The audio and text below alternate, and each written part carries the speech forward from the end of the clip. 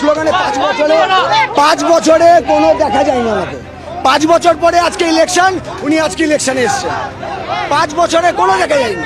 এটা একটা মুসলিম পাড়া, এটা আমরা সবাই মিলেমিশে থাকি, হিন্দু মুসলিম মিলেমিশে আমরা থাকি। এখানটায় একদিনও কোনো দিন আসেননি, ওনার মুখটাই কেউ দেখেনি। আপনি যদি মনে করেন তৃণমূল কর্মী, অবশ্যই আমরা করবো, অবশ্যই আমরা করবো।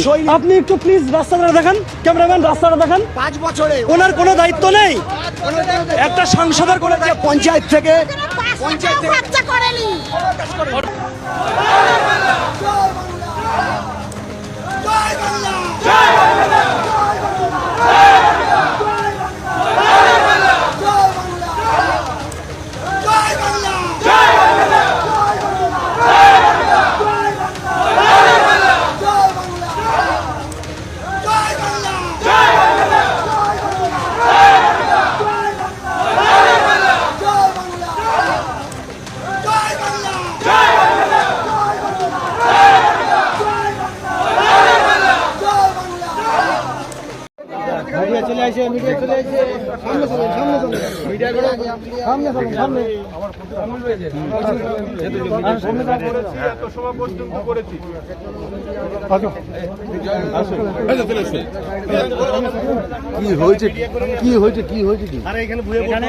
অন্য লোকের ভোট সে বাইরে গেছে, এর ভোটারই না, একাধিক ভোট।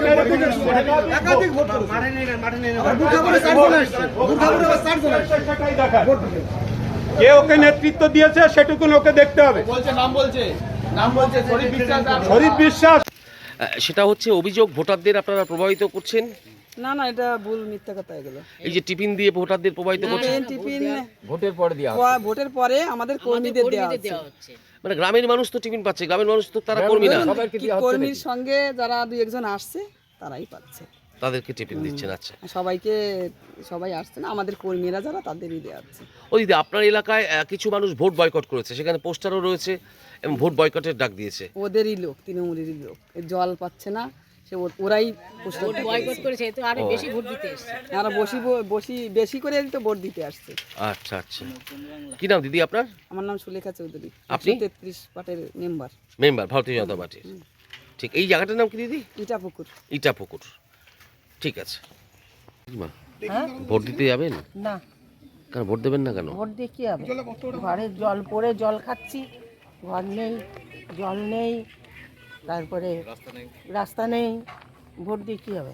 কি নাম আপনার? আমার নাম শিখা দে। বাড়ি? এই তো সামনে বাড়ি।